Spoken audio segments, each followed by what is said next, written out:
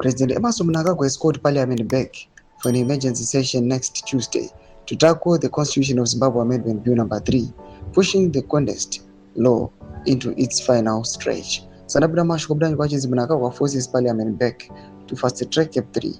Don't about subscribe or like out on the bell icon. Parliament had earlier been adjourned to 7 July 2026 following the National Assembly's third reading last Thursday. That vote gave the bill the required 2/3 backing in the lower house.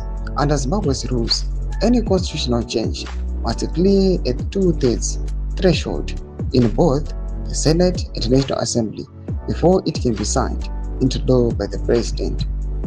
The Senate's approval came with the 6 amendments, which means the National Assembly cannot just rubber stamp it. It must debate the Senate version first.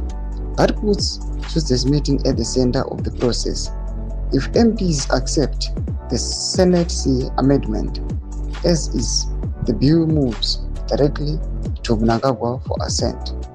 However, if the National Assembly alters anything, the bill will be sent back to the Senate for another round of review.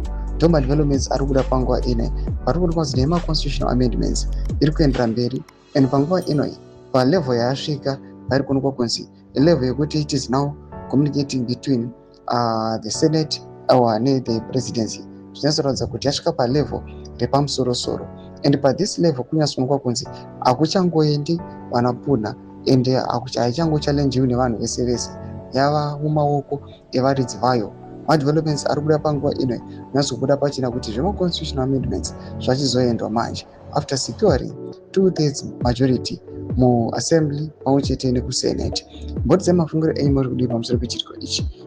Comment section medu dzamafungiro enyu. So subscribe or like, and turn on the bell icon.